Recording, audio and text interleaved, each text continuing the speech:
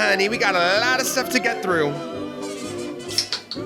Oh, wait, hold on. Let me join. Oh, there we go. What are you having, darling? It's another Mountain Dew Code Red, which is like, I haven't had one since the last time we talked, I think. I'm having a Diet Coke, which, is my usual drink of choice. Yeah. No, this is full sugar. I'm going to crash, but it won't be till after we're done recording, which will be perfect. No, the best part about having soda while we record is that I get so burp gassy that I'm basically like fighting for my life, like clicking on the mute button all through the episode. That's like the main reason I don't want to do live podcasts is we're drinking a lot of soda. Is it ParkTalk Podcast with Alicia and Naynay? Oh, girl, I don't know if we say the podcast part. Welcome to ParkTalk with Alicia and Naynay. My name's Alicia, and joining me is Naynay. Hi! And today you have a special report, on-the-ground reporting, coming to us live from after being at Disneyland for the 70th, and you've seen Walt Disney's Animatronic. I have. I've seen it all. You've seen the glimmer in his eye. Yeah. I definitely saw the glimmer. They do not let you miss it, honey.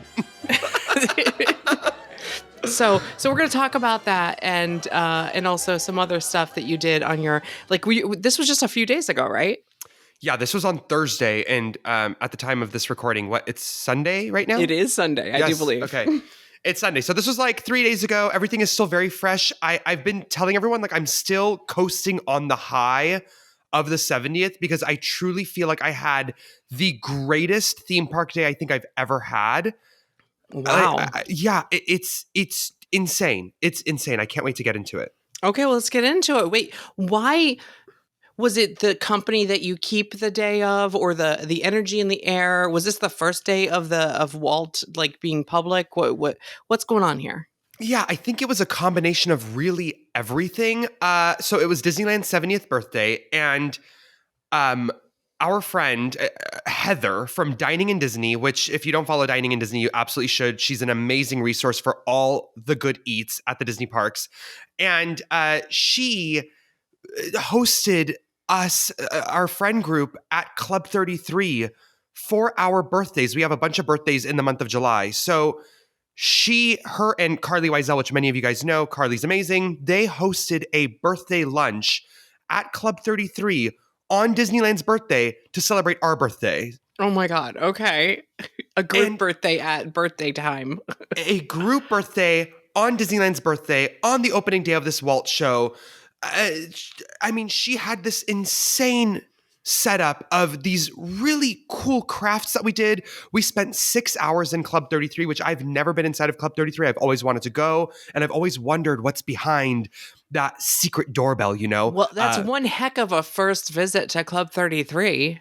It just keeps getting better. We spent 6 hours in Club 33. We did every aspect of Club 33, which there is a lounge, which I think it's called Le Salon Noir, which you can only enter if you are with a club member. So we spent hours there, and then we did the full 4-course dining meal inside the restaurant side, which is on the other side of the club above a different set of buildings in New Orleans Square. Did that whole experience. Got to experience every nook and cranny, the courtyard, the bathrooms. I have a million things to say about the bathrooms.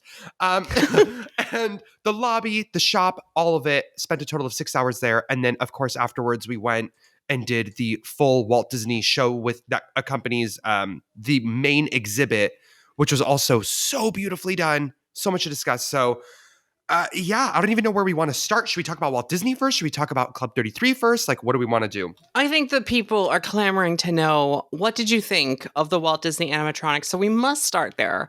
Let's do it. Because I need you to, this is your opinion and not the opinion of people who hadn't actually been there. So I'm very curious to see from, you had a good seat, right?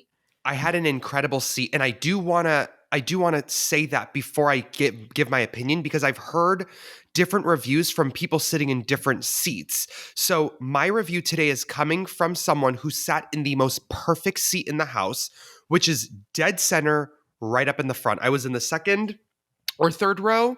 So I had the seat that everyone says that you should sit in. So take everything that I'm saying with a grain of salt.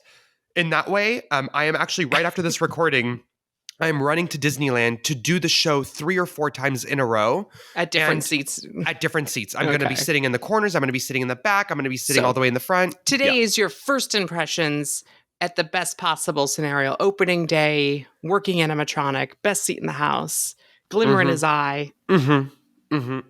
So I have more problems with the show as a whole than the animatronic itself. Interesting. Interesting. Yes. So, okay. The animatronic itself is spectacular. He is absolutely insane, spectacular, incredible, show-stopping. Of course, there are minor notes where you're like, oh, like that sort of like makes him look like an animatronic, but it's because he's an animatronic, you know? That does give it away. I think that the way that he was marketed and the way that he's been advertised, it feels like Imagineering has been edging us for years, you know, or for months, and basically saying this is the most, you know, blah blah blah. It feels like he's actually in the room with you, and I would argue that it doesn't feel that way. I would argue that it feels like there is a Walt Disney animatronic standing in front of me doing animatronic things. It doesn't help that he's speaking through a radio speaker box, like the sound quality. I mean, like to cover up the fact that it's a TV recording interview, they've made it sound like a TV recording interview. Yeah. So I think someone suggested, I think it was Jim Shull suggested, like put a speaker and a microphone in front of him. And it would actually sell the illusion that like an old timey 1950s microphone in front of him. Then you'd like get the illusion that the sound is coming from the microphone because he's right there in the room with you, but he sounds like he's 50 years away. Right. And what they did do is that the audio source changes within the theater when it transitions from the projection show to the animatronic part. Like when he starts speaking in animatronic form, the only area that the sound comes out of is the stage. So it sounds like it's actually coming from his mouth. So it's not like surround sound. It's not blaring from the speakers. So Walt just sounds like a radio when he talks. Right. And so that's the problem is that, okay, like I can see what they did and they're trying to make it seem like it's actually coming from the stage. However, it sounds like a radio recording, which especially by the when way, like Bob Iger is talking in like perfect surround sound. There's in like modern day sound quality. It's a big difference. And by the way, what? But by the way, they do. It is a part of the OG, the operator's guide or whatever it's called or stands for, where every single cast member has to give a disclaimer before the show starts. So when they're announcing the show in the beginning, they literally make a note about the audio and how messed up it sounds. Wow. Yes. So I have it. They're in like my notes ashamed over of here. it, and yet they have to be proud. They're really trying to say, "Look, we didn't use AI, and we could have." Exactly. That is exactly what they're saying. So what they actually say, and this is word for word, I wrote it down. The sentence starts with, although the quality of these recordings vary, we hope that you'll agree. And then they go on in a whole tangent and sentence about like, you know, how amazing it is to basically have Walt's original recordings and whatever. So they literally say because we don't before have the that show. for Lincoln. Exactly. It's like the opposite of Lincoln, where we have to just like go by people's memory. Exactly. And so they do make that disclaimer, and I really, really appreciate, like I do notice a wonkiness within the sound quality, but at the same time, I appreciate it because I'd rather have some wonkiness in sound quality and actually hear Walt's voice as it was actually recorded than have them sort of like have a voiceover of him performed by someone else or have them AI something. Like I don't want any of that. And if that means that I have to have a weird sound quality, I'm totally okay with that. I want to hear Walt's actual voice with his actual words. So there's that. I've only seen the little clips online and I haven't watched the full show recording. Am I to understand, to get this leaning effect accomplished, he's only tethered to the world by his foot, by his left foot? Literally. So literally. Any like, he's a marvel of modern animatronic science in that he's completely, his giant full man body size and animatronic and servos and everything is all contained and connected by one foot. And then he has to swing his body around and have the pendulum effect of weight distribution and rest on his other foot. And then do a whole spiel standing there and then he's reset and then lean back, and like that alone is a modern marvel. Beautifully said. So if you understand how animatronics truly work, when you look at him, you will see that this figure is insane because he's defying gravity. It's Mm-hmm. basically a magic trick in itself. And I think people don't really understand animatronics and their weight. Like there's that story, I forget where I hear it, but like how Abe Lincoln one time Mm-hmm. he missed his mark and he smashed the chair underneath him. Right. Literally smashed it to pieces. Right. Like that's how Crashed through powerful. because he doesn't actually sit on the chair. He hovers above the chair in the illusion of Right. sitting, because that's what animatronics are. They're illusions. Exactly. So when you understand the gravity of it and how powerful and insane these animatronics are and why they need to like look like they're doing something when they're not actually doing it, when you take all those things into account and you see that he's like leaning onto the desk with his two hands that look like they're like holding up his body weight on the desk, and then he gets up, shifts forward and moves a foot forward. He steps forward. His Right. feet aren't even bolted to the floor. Like he is it's so impressive. It's so impressive. It's so beautifully done. Now let's get into his face. So If I had a nickel for every time. stop. Okay, so from where I was sitting, his face looked completely fine to me. It looked completely fine to me because I wasn't getting any weird side angles. I wasn't getting that, everyone's been saying that his face looks really puffy, or it looks wide, or it looks off from the side. And that's why in a couple hours when I go again, I'm going to be sitting on the side to see what I notice. Mm-hmm. So the face looked fine to me. I think that the glimmer in his eye is too much. It's distracting. It is. It's literally giving. Do you remember that one Simpsons episode with Mr. Sparkle? Yeah. Where Yes. like Homer has like the like, and it's like, oh gosh, like that just looks. It's giving like cartoony and not realistic. Like it takes me out of the realism of it being an actual like human being in front of me. Mm-hmm. And it's overdone a lot. So allegedly what was said to me is that to achieve the effect, they have basically built a box into the stage with a very, very specific lighting package that projects into his face at a certain angle to achieve the glimmer and glint in his eye. And I think Disney has revealed that how it's achieved is the actual shape of his eyeball, right? Mm-hmm. Is that what? Yeah. But also I do feel like there's got to be some sort of like mirror, like a really like minuscule tiny mirror in there as well. Usually the old trick for like the country bears, the heads on the walls and the country bears, I notice have the glimmer in the eye, but you don't catch it from every angle. So I only notice it when I'm walking out and I'm like, oh, like Max has a glimmer in his eye.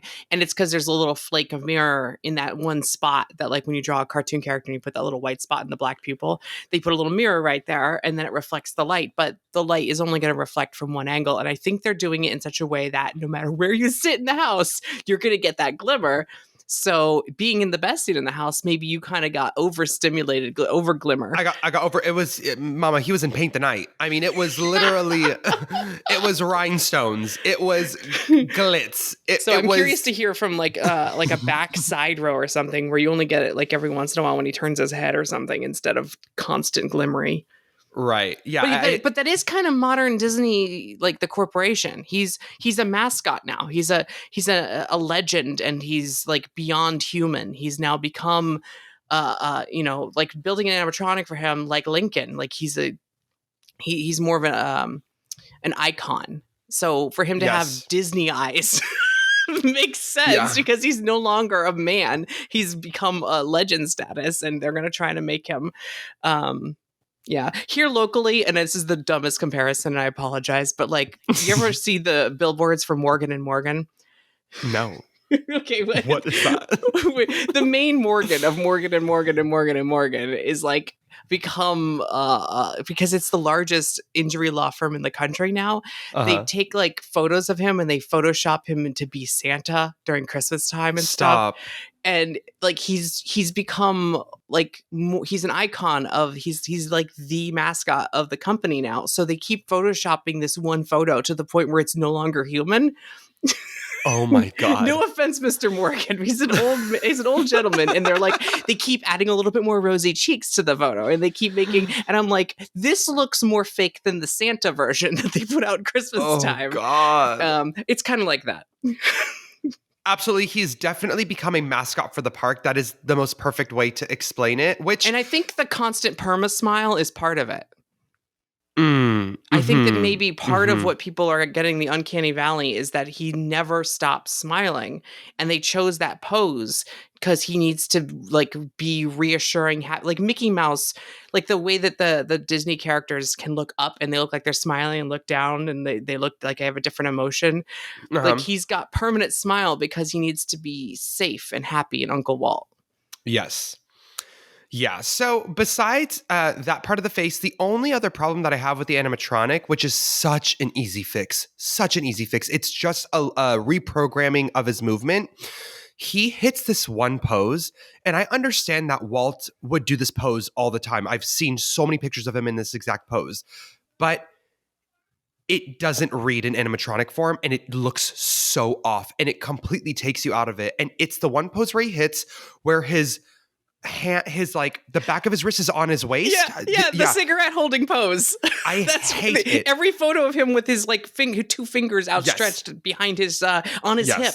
That's his. Yes. I'm resting my cigarette behind me for a photo. Right. It, like whenever he would pose for a photo, he'd kind of half hide his cigarette behind his on his waist. Exactly. And in animatronic form, it doesn't look right. The way that I knew you were I knew that's what you were going to say too, because I'm like, that is such a weird pose to put an animatronic in, even though the man did it. The man did it, and I appreciate what they're doing, but the animatronic looks wrong doing it because for two reasons. The suit is extremely starchy right now.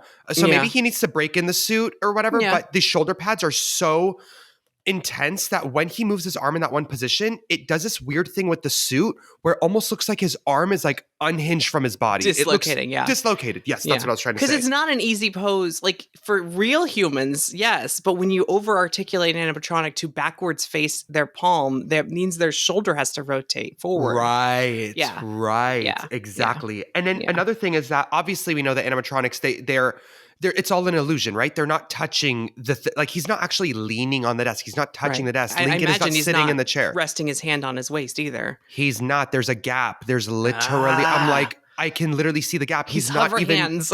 He's hover hands. He's not even doing what you think he's doing. So just scrap that pose. And I get it. I appreciate the sentiment, but he needs to be in a different pose because everything before he hits that pose is so spot on. And in the second he hits that pose, you're like, uh-oh, and he's not a human and he's an animatronic. And also that is weird and he looks a little off. And that to me is the main thing that I need them to reprogram and change. And it'll literally do wonders. Do you think they'll fix his cheeks a little bit after all the complaints for his wide head? And I know you'd think from the angle you were at, it looked fine.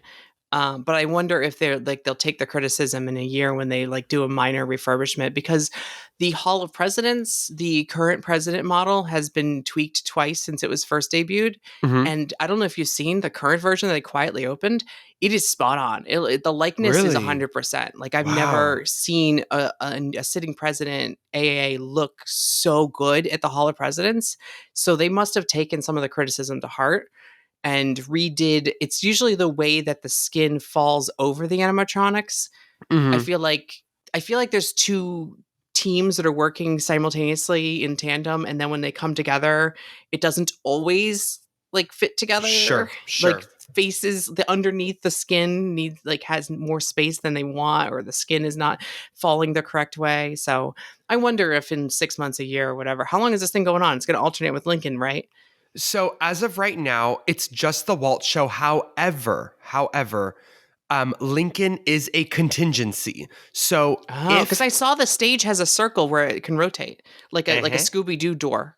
Yes. So to rotate the theater, so this is how the ops of the show works. So as of right now, per OG, Lincoln is a contingency for Walt Disney, meaning if Walt Disney goes down and is not working, they can basically go and rotate the stage and run Lincoln right now. However, that is not really what they're doing. What they've been doing the past couple of days is that if Walt goes down, they are immediately running in there and addressing the issue. They do have a team, like on opening day, they had a team on deck just ready to help out. And he only went down one time throughout the day, and it was only for one show. So he was only down for 20 minutes. And Wow. of course, that video went viral of him Of like course. and it's so But like, I disheartening. didn't see it, but didn't he have like a contingency to, like, he has a backup plan to just go back to his lean position?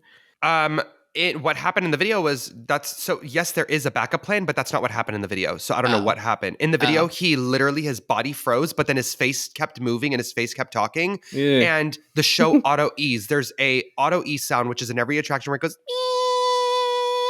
like it flatlines. And then what happens is the lights go dark and the curtains just drop in front of him. Oh, wow.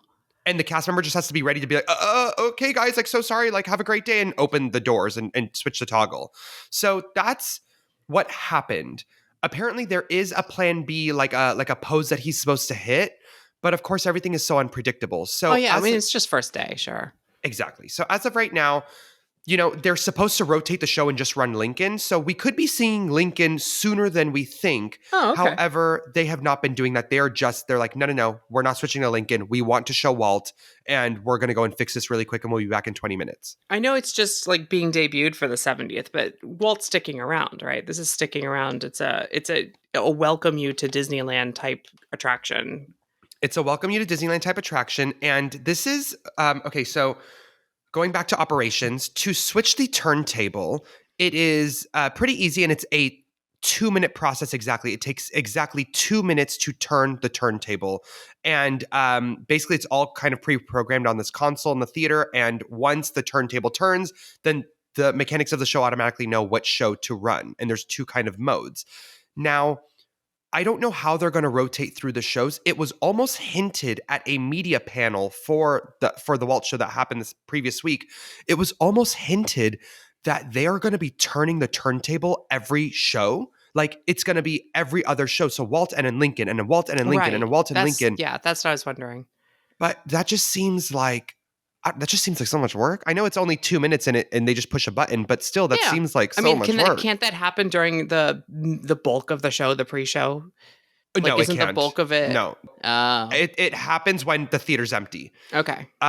Which it takes 2 additional minutes. So as of right now, the show is 17 minutes, and then it's every 20-minute interval is when the show starts, because there's a 3-minute load time for both onboarding and offboarding. Gotcha. So I don't really know how they're going to be alternating through the shows. It was almost hinted like they're going to be doing it every single show and it's every other, but I just don't. I don't know. That they quietly make minor tweaks to his face sculpt in a year. That's my theory. I think less than a year. We need to do a bet then. I genuinely think they just need a big, fat, industrial-sized alligator clip, like a chip clip, and they just need to just pull the neck a little bit. That's it. Oh my god, that's what they did for that Pee-wee movie on Netflix. No way, I didn't see it. They had a giant like clothespin on the back of his neck that they had to CG out to give him a facelift. Paul Rubens during filming. So funny. And hilarious. It was really effective, because then they still did a little de-aging with like digital makeup, but it was so much easier because there was no skin hanging. Wow. Love it. So yeah, you get one of those binder clips, stick it behind his head. But besides that, my main problem is with the show itself. The video is too long, and we don't care. Respectfully, like, and with all due respect, because you know the whole story, or because it's too because corporate? I don't care, and and I'm not going to get murdered for this. But like, I don't necessarily need to know about like Walt's childhood on the farm with his dad, and like, it's like, whoa, like, okay, there's so much time being spent on his entire life story that for One Man's Dream, it's really cute and it's amazing, and I love it. But for this show, it seems so unbalanced. Like, the video is too long. You can feel everyone in the audience getting antsy, like 10 minutes in, and just being like, all right, like, get to the point, like, get to the animatronic, like, let's go. And everyone's critique that I've heard so far is like, the video's a little long, because the video is a 15-minute video, and then when Walt comes out, it's only 2 minutes. That's like exactly isn't it what the Lincoln show was? I mean, that's more like in my neck of the woods, it's the Hall of Presidents, where the bulk of it is the history of America, and then like they show all the presidents, and the bulk of that is just naming them all, because that takes forever. But it's 15-minute show, 5-minute presidents. I don't know if Great Moments with Mr. Lincoln is a 15-minute show. That I feels don't. a bit long No, no, no, for. no. It's not. It's not because the entire show in its entirety is 15 minutes long, Okay, and he does the whole speech in right. animatronic form. So no, the Walt Disney video show is longer, and I would rather have the video be a focus on Walt Disney and his upbringing as an animator. Like I want them to start with his career and Right. then get into Disneyland. I don't need to It know should about his start on the childhood. train with him drawing Mickey Mouse for the first time. Exactly, And it should exactly. end with the Lincoln animatronic. Oh. You mean on video? I thought you meant meant on video. Oh. I meant like as a crowning achievement in animatronics and Disneyland as open and like it's been successful. And he took it a step further by changing the. I think it should be a show about animatronics. I know that's a weird. Like if you No. go to the lobby, they show the history of audio animatronics. Oh my And they have like the god. tiki birds there because they're like the first synchronized audio animatronics in the lobby of the Opera House, right? Like that should be what the show is about. But it's a little on the nose to be like, and then here's Walt as an animatronic. That's a little bit too on the nose, I guess. No, I think it should be about Disneyland? Disneyland. I think it should be about Disneyland and not Walt Disney. I think that Right. it should be about Disneyland and how Disneyland came to be and its origin story. And of course, you got to start with Mickey Mouse and the Buena Vista days and Right. the Laugh-O-Gram days. Like you got to start there. And I'm so good with that. But there is a whole I didn't know chunk it of the started video. with his whole childhood. Is Oh that like a way my to tie in God. Main Street or something? Or I it's just mean- they wanted to make it a complete biography? You hear about every member of his family and the brothers and then leaving home and the dad was a farmer and I'm like, girl, who cares? Like No, just start on the respectfully, train drawing Mickey Mouse. That's I'm the way like, to go. honey, get to the okay. The whole point of this, which I love, is I want to be able to enter Disneyland, and this should be like almost like Spaceship Earth when you enter Epcot. Like you do this first, and then Right. you will understand what Epcot is about. A You'll thesis understand what Disneyland is about. statement or even like a prologue Exactly. to the park before you get on. Like here's the history of how we got here. Exactly. Especially if you hit the moments that he talks about in the little speech, the little anecdote that he talks about with like because he used to draw and then he used to direct and now he just kind of butterfly or was like a bee. He like buzzes around. You should show those moments. Show him drawing, show him directing, and then show him building Disneyland. Yeah, and once you leave the show and you enter Town Square and you enter the original Main Street, I mean, it just hits different. Like the aftershock of getting out of that show and walking down Main Street and just where the Opera House is located, and now you get to enter Disneyland and it's A so changed beautiful. person. I'm a Is changed it- person. It is narrated by Iger, right? It is narrated by Iger, which How he did is he also do? awful. Is he I mean, stiff?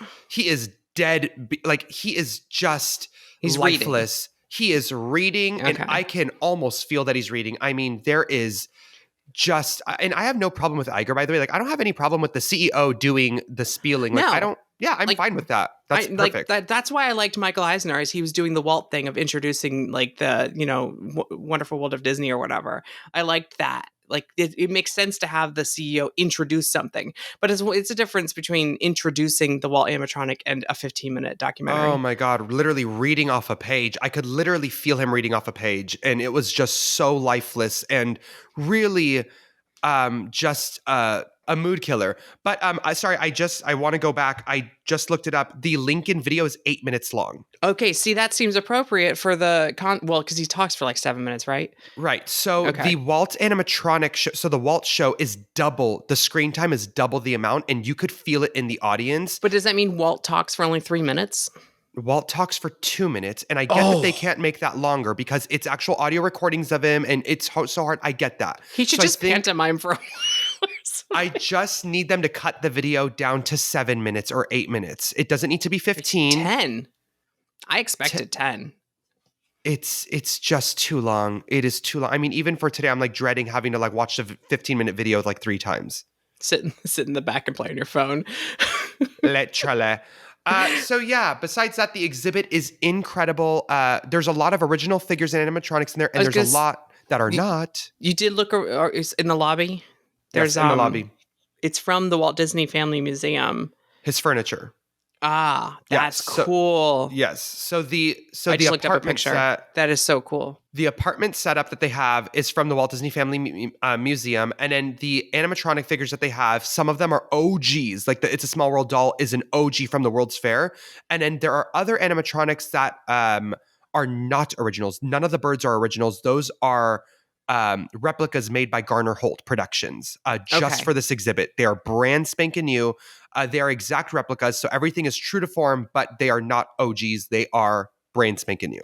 So Just a they're heads up. intended to look like they were when they first debuted. Exactly. And one is Okay. the Barker bird Mhm. that was at the Tiki Room that had to get removed because people like literally were not going inside the Tiki Room because they thought that that was the entire show.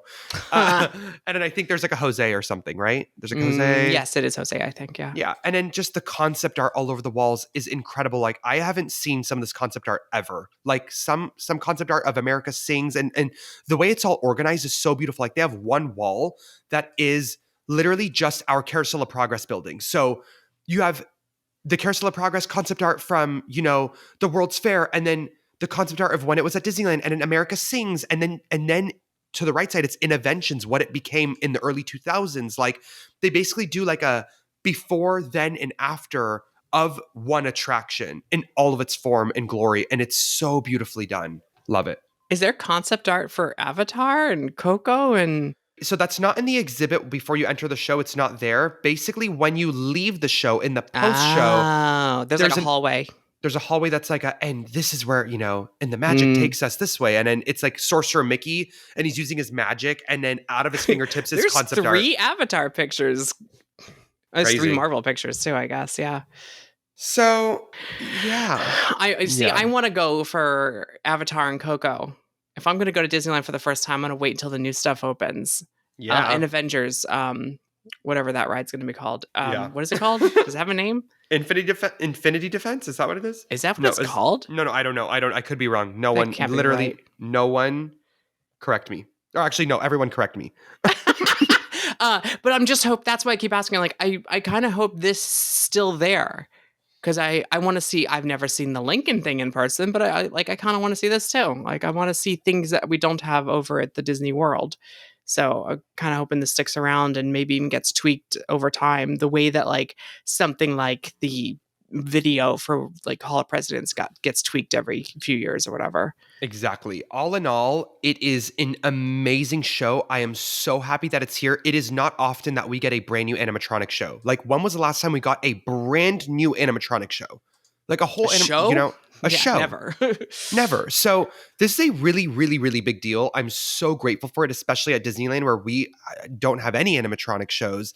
And I will absolutely be doing this almost every single time I go to the park, genuinely, because that's what I would do with Lincoln is I would watch it every single park visit. And I'm just so happy and grateful to have a new thing, and it's so well done. I mean, of course I have my notes and whatever, but it's incredible. I love it. Well, that's good. I'm So, yeah. glad that you liked it because the last thing we need is to be another voice on a podcast talking about how terrible it is. Because from people who didn't actually go see it. Oh my gosh, literally. I can guarantee you that there's not been a single person that's walked out of that theater and has said, it's awful, it's the worst thing ever. Like, there's no way. It truly is the most moving show ever. Like, you are moved to tears. And then when you exit out, you are in Marceline, like, you are in the original Magic Kingdom. Right. Like, there's just no way. No way. So, segueing into what? Should we talk about Club 33? Or what should we talk about? Sure. I mean, there was also over in my neck of the woods, we got a new nighttime parade that Oh my gosh, soft yes! opened. It's officially opening tonight. It's pretty cool. That's incredible. There's a moment in that parade. Have you seen videos, first of all? Or? I'm not Okay. actually. I watch a video because Never I'm mind. probably not gonna. I'll be there like Wednesday, but I'm not gonna stay late enough. So I'm probably gonna wait till family vacation before I actually watch the parade. So no, you can spoil it. It's okay. Okay. There is one moment in the parade that is so gaggy, and it does not happen often enough. So there's so many people that miss it. It like literally only happens like in one part of the song, and it only happens a couple times en route. But the Blue Fairy float has Pinocchio and Geppetto as characters hidden inside the float, character actors. hidden What? inside the float that are not visible until it gets to one part of the music where he goes, Papa, I'm a real boy. And suddenly they project lights on them. They're trapped in the float. They do this They're weird behind lighting like effect. scrims? They're behind scrims and they do this weird lighting effect. And then they're covered in like rhinestones and in their custom Starlight outfits. And then they do a full routine and it only lasts like 30 seconds.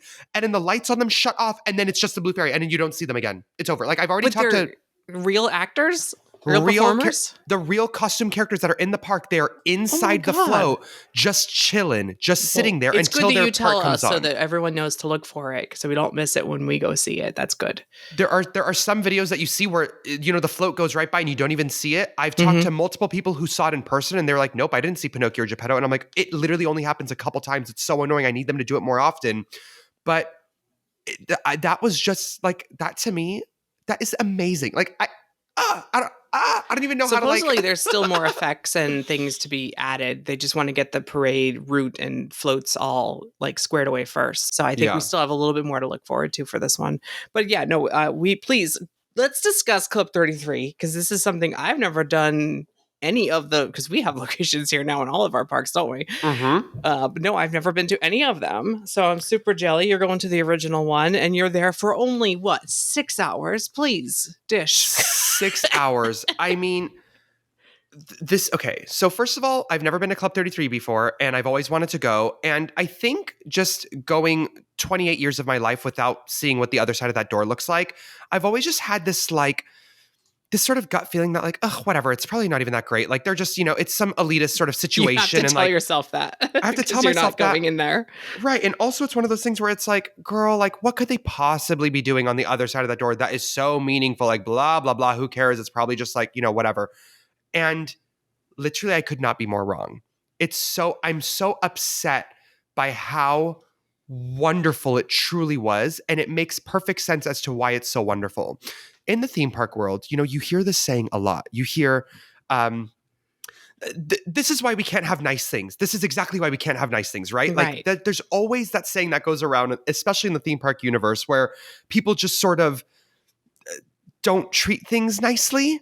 Mm-hmm. And Club 33 is literally the opposite. It's like, oh, this is why we can have nice things. It's because there is this massive paywall and it's so hard to get into. And these rules are enforced in such a strict manner that this is why I can walk down a hallway and just walk through Lillian's personal butterfly collection. It's why I can just like touch a screen used marble table that was in Mary Poppins. It's why I can just be surrounded by like Walt and Lillian's collectibles and memorabilia, not behind barricades. Like it defies what the theme park rules are, right? When you're building a theme park space or a queue that is immersive or whatever, there are certain rules that Imagineering has to follow to keep people out of the cool things. And in Club 33, it's a free-for-all. It is just there. Like it's just around you. There's no barriers. There's beautiful pieces of stained glass and mosaic and really fragile things just within your reach. And it's all in pristine condition.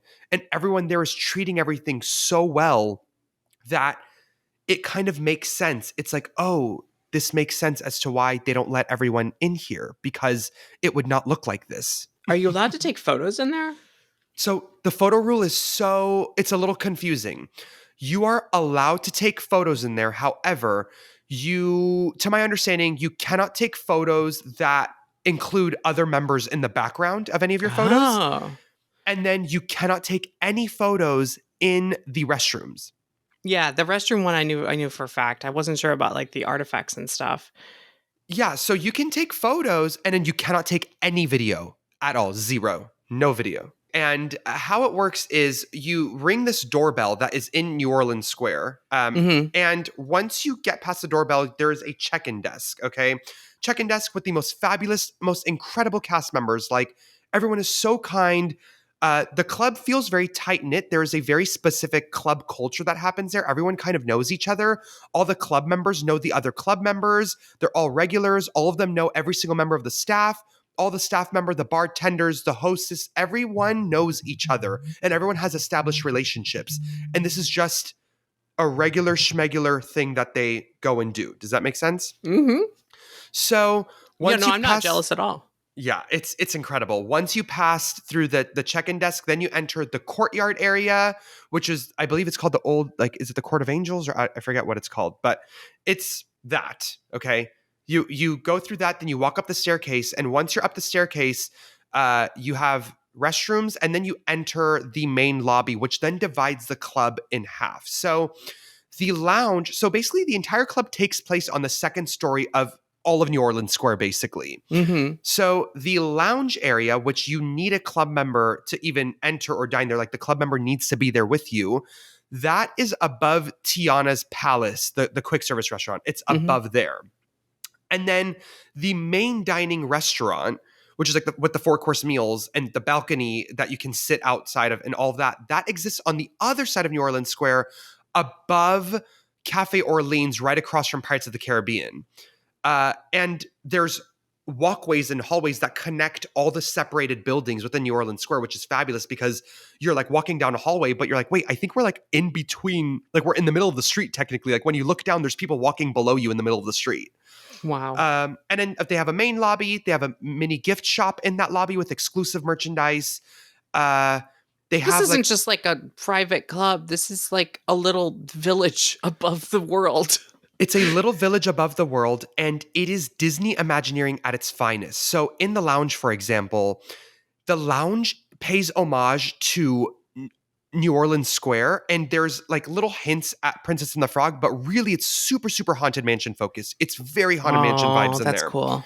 And when you're in there, for example, like there's these big glass cabinets with these instruments just kind of like displayed.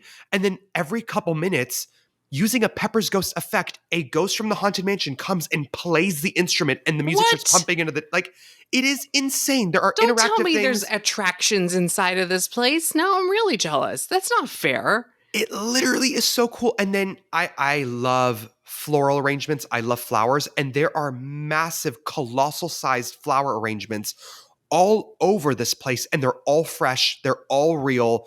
They're all arranged like, it almost seems like on a daily basis by horticulture. Everything is just fabulously luxurious, beautifully done, tastefully done. And the restroom is unlike any other. Unlike any other. I mean, Are you saying people might be tempted to take photos? like I literally had to leave my phone on the table with the girls because I was like, I'm not even going to be tempted. Like I'm just going to the bathroom, and the gentleman's restroom is like a gentleman's library nook with beautiful bookshelves with books and Like a knickknacks. den, like a study? Like a study, but there's also a shoe shine station, and there's beautiful mosaic, and the toilets are modern with modern plumbing, but they have all like the Harry Potter pipes almost where it like looks like Yeah. old. And then there's baskets of little mini bottles of mouthwash, and the hand towels are thick. And it's just everything you've ever thought it would be and more, but it's just beautifully done. It's so tastefully done. And the one thing that we did that was so magical is Heather had a craft activity set up for our group. So we were there for Disneyland's 70th birthday, and there was basically a craft table set up for us when we were in the, not when we walked in, but like we set it up when we were there. And she basically gave all of us a little like plexiglass plaque, and she pulled out paper ephemera from every decade of Disneyland's existence, where we got to choose through baskets of different memorabilia from the 50s, from the 60s, from the 70s, from the 80s, from the 90s to create a little like all-encompassing 70 years of Disneyland plaque with actual memorabilia inside of the plaque. Like, I don't even know how to explain it, Alicia. It was insane. It was insane. Wait, like a what do you mean a plaque? Like a So you know those two those plexiglass plaques where you can customize okay. and they're magnetized and you can like smush them together and they okay. So basically there was like, playing cards that were sold in the merch store from the 50s in Disneyland, and an old, ticket books, old maps, and we basically got to curate our own plaque with all 70 years of Disneyland history. It was fabulous. It was fabulous. The food is amazing. The actual 4-course meal at the restaurant was great, and you get to like walk out into the balcony. When you dine at the restaurant, a member doesn't necessarily need to be there with you. So if you know a member, they can make you a reservation and you can dine in the restaurant. But the lounge is specifically and solely only for members and their guests that they have with them that day. Right. Was it busy being the birthday of the actual resort? Surprisingly, not super busy. I mean, it Or was. maybe they just cap it no matter what, and it's always never busy, even when it's full. Well, there's no. So how the lounge works is there's no reservations. It's walk up only. Oh. It's walk up only. And if it ever does get capped, then they never refuse service. They just say, hey, we're just going to put your name on the wait list. Right. We're going to text you when we're available for you and come back in like 20 minutes and then you can go into the lounge. So the lounge is constantly and always available to all club members at, That's at amazing. any time. And when we went in the club, I mean, it was busy, but it wasn't overwhelming. And there were still, a couple empty chairs and people were just enjoying themselves. And it sounds awful to say. It sounds awful to say. And I hate that I'm saying this. But like I was having such a fabulous experience and everything was just so bougie and so elevated and so classy and nice. And then like I walked up to the window and I was like, oh my gosh, like we're on top of, like blah, blah, like New Orleans Square. And I looked down and it felt like I was looking down at like a jungle of like monkeys. Like I looked down. I'm sorry. But it was I like you were to say looking down on the peasants. That's my joke when we're up at like the Jimmy Fallon like above the VIP area over like the Music Plaza stage. But no, it was you went further. No. I don't mean. And what I mean by monkeys is I mean like when I looked down, there were teenagers. This is what I mean by monkeys. I looked down and there were teenagers climbing the pole and trying to like swing off of it. No, they were literally doing monkey business. I literally mean monkey, but like I was like, oh my gosh, it looks so overstimulating down there. It was crowds like shoulder to shoulder, insane. Right. I imagine teenagers it's a busy were day jumping. At the park in general because of the holiday, but like it's you just happen to look down after being in this like swanky establishment and then see the most like uncivilized actions. And I looked down, I'm like, I'm not going down. Heather, I'm not going down. I can't go down there. And so we were there for hours and it was amazing. It was fabulous. It's also great to walk out into the balconies and, and look down, look across Disneyland and be able to see the rivers of America. And it was just so beautiful, so nice. It definitely meets, it aligns with the hype for sure. If anything, it exceeded my expectations. And I do understand why it's so exclusive. And I do want it to stay that exclusive because that's the only reason why it's so great is because it's so exclusive and they don't let everyone in. And everyone who they do let in has to go through an insane background check to become a member.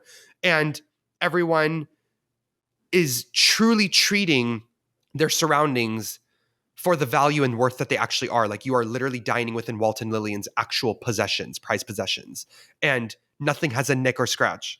I'm so grateful to have gone. I'm so grateful for Carly. I'm so grateful to Heather, of course, who's the one who arranged all of it. And it was probably the greatest experience ever. And I cannot wait to be back. I will be back. I can feel it in my bones. I'm like, girl, I belong here. Get me in there. Yeah, I was gonna say, do you now that you've got a taste of the good life? Is there ever? Can you just sit and eat nuggets down with the plebes down the ground level below? What's so funny is that when we were done with the club and we were finished with the Walt show and whatever, that's exactly what we did was we went and we got chicken tenders from is it Galactic Grill or whatever it is? And we went to we went to go and watch the parade. Now, mind you, we were in our reserved Club 33 section sitting in our white chairs while people were sitting on the curb. But we had your nuggies first. We had our nuggies. We just made sure that there was a rope that kept everyone away from us while we ate the nuggets. You're fully owning it at this point.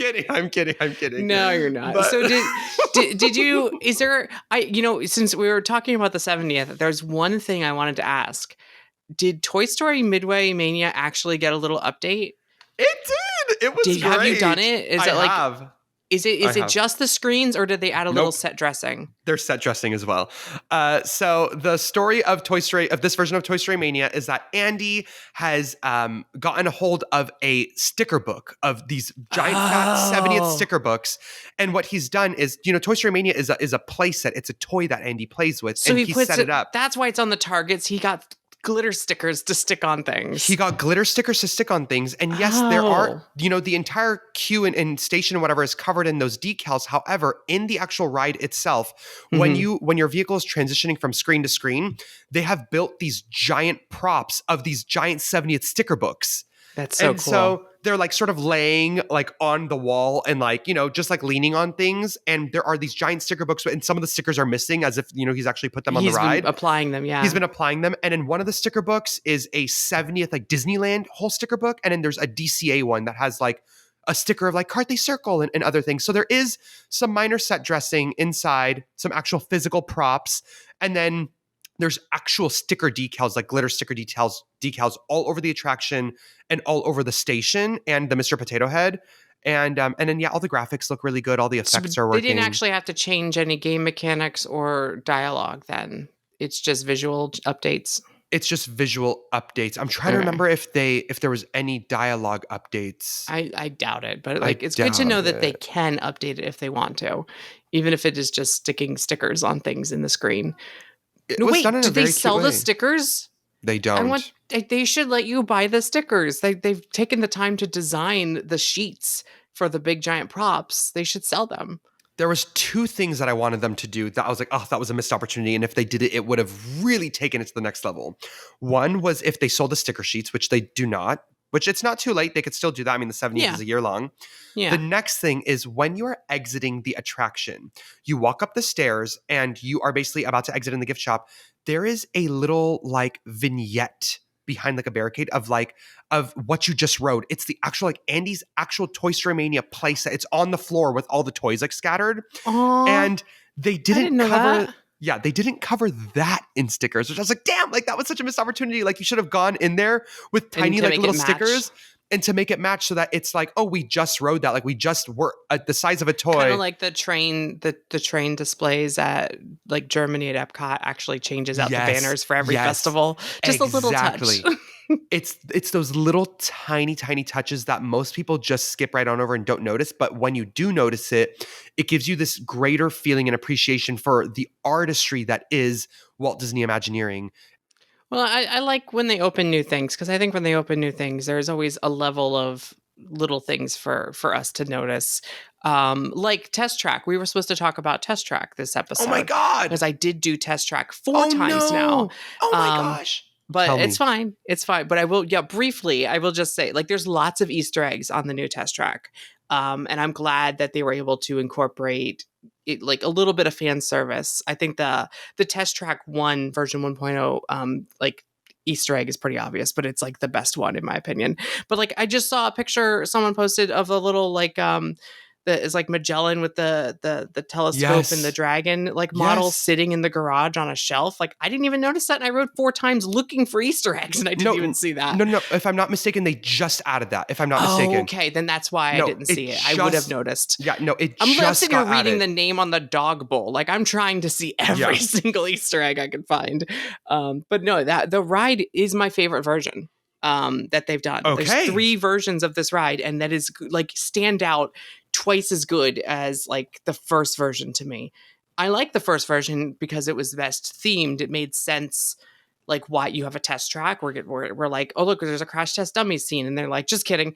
And then like it's yellow and black everywhere. They're testing like cold and hot and corrosive. You're going over a bumpy road. It all makes sense. But like rewritability, I don't really care about fast. Like it goes fast at the end. That's why everyone liked.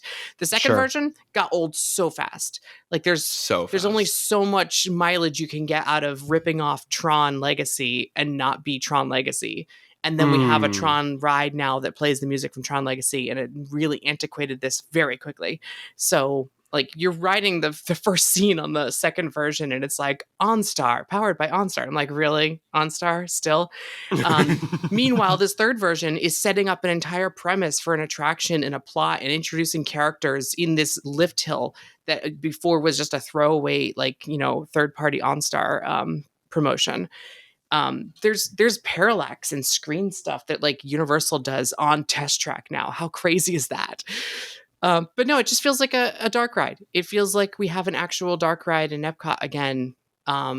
even though it like people are still gonna like it because of the end that goes outside. I don't even care about that part. You could let me off right before that, and it would still be my favorite version of Test Track. So, of the three versions, can you just give me, just because I'm curious as to how they all line up against each other, a 1 through 10 rating for each version? No, this is compared to only themselves or to Only all theme themselves. park attractions. No. Only themselves. So, what would you give 1.0? What would you give 2.0? What would you give 3.0 out of 10? 7, 5, 10. Like if you Fabulous. just comparing them against themselves. If you compare them against World of Motion, I would still say this one is close to how much I enjoyed actual World of Motion. That's how much I enjoy having dark ride scenes again in this like section of the park. Wait, I'm trying to remember. Was it World of Motion that you didn't really like, or Horizons that you didn't really like? I don't No, mean to I like put loved a target. Horizons. Okay. I told you in confidence that I was bored Sorry. of World of Motion. I told you that in confidence. I'm sorry. World of Motion was boring. I can't help it. I'm sorry. It was just boring. It didn't hook me the way that I think I like this one because it reminds me of Horizons because of the two voiceovers. There's a man and a woman talking and they like kind of banter, and it reminds me of Horizons a lot. Wow. No, but it feels like a dark ride. It has a pine tree scent when you're going through the forest, and the trees are actually like realistic looking trees and not just flat plywood with projections on them. No offense to Tron 2.0, but you bored me. And So- and a pine scent that isn't quite the pine scent that they pump into the Christmas shop, and also not the same pine scent that they pump in ET. Is that correct? No, it's very realistic and it's specifically only pine, whereas those other two, like the ET one is pine air and the Christmas one has pine spice. This one is just straight up pine, like just balsam, and that's it. And it's my favorite kind of pine scent because it's just clean balsam. It's just it's like Christmas but without the cranberry spice. And my last question for you is: were the doors operating when you rode? And No. if they and did it negatively affect the projection dome scene? Barely. I think it only affects it because I see the opening. I don't think it like the light bleed into it maybe affects the screen projection 10%. Like it didn't seem that big a deal. I could see the projection crystal clear, but knowing that there's a big giant bright opening in the wall, kind of like I know there should be a door there, so I wish there was a door there. But the light bleed, not bad. Like maybe 10%. It's negligible. Got it. And the attraction officially opens, is it today or when does it open? It's soft open today, even though it's not supposed to be open till Tuesday, I think. So all guests can start riding it already. I think Tuesday is officially grand open. Okay. Like by the time this podcast comes out, it'll already be open. But I went on a DVC preview day that was supposed to be reservation only, and they couldn't fill it up with people who are on vacations at DVC. So they opened it up to people who are DVC but live nearby, and they couldn't fill it up then. So they're like, anyone who's DVC is in the park, just come ride it, please. That's so funny. And we just happened to be in the park that day. That is hilarious. Wow. Yeah. I cannot wait to ride it. I'm very excited, and I will be doing that in a month. Yeah, it's really good. It gives me so much hope for like a Spaceship Earth redo or an Imagination redo because it feels like they really captured the spirit of what Epcot could be again. And it's a good merge of like the past and the present and the future styles of what this park could be. Like it captures all of the nostalgia and looks forward and teaches me something while also being fantasy. It feels very much like three different versions of Epcot in one. Wow, that was so beautifully said. Yeah, it does. Yeah. No, yeah, it gives me hope for Spaceship Earth and a Figment redo, for sure. It gives me hope for the future. And man, when was the last time we had any kind of piece of media that did that? Like, for especially someone brought to us by a car company, of all things. Like, I'm walking off of this ride the way I walked off Horizon, thinking the future was going to be good before we knew. Yeah. So maybe there's hope for the future, or at least for media about the future. Anyway, yeah, it's like if you can hone in on that Epcot feeling and that feeling in an attraction that makes it feel like OG Epcot, if you can nail that, then okay, honey, then let's do that across the board. Thank you very much. yeah, I just hope. It's all we need. If you're going to do something Epcot-y, just instill a little piece of like humanity and hope and not all like, end of the world, dire. No offense to Cosmic Rewind, but maybe that wasn't the mood that we needed for future Epcot. I mean, I like it fine. It's like a party, but it's also, we have to save the Earth. It's just save the entire universe. It's the end of humankind and going back to the Big Bang. And, yeah, no, we need a little more hope. Yeah, I feel that. Wow. Anyway, you go see Walt again and text me your thoughts after the first couple times, and then this podcast will already be outdated. In case your opinion changes. Imagine my entire opinion changes. And I'm like, this show is awful. It's the worst thing I've ever seen. That's what's great about podcasts. They're like time capsules on how we felt that day, you know? Who knows? You could feel completely different tomorrow. At least you recorded while you were happy. I cannot wait. I will definitely go and fill you in and fill the rest of the world in, I guess, somehow, some way. Okay. Thanks, y'all, for listening. And we'll be back with a Park Stop podcast probably in the next couple of weeks to talk about the UK Universal Park. But check out the video on Theme Park Stop YouTube channel that I just put out because I spent very many weeks working on it. And Naynay, thank you so much for being here. Please have fun at Disneyland and enjoy the weather because it feels like 110 here. Oh, I will. Bye, everyone. Bye.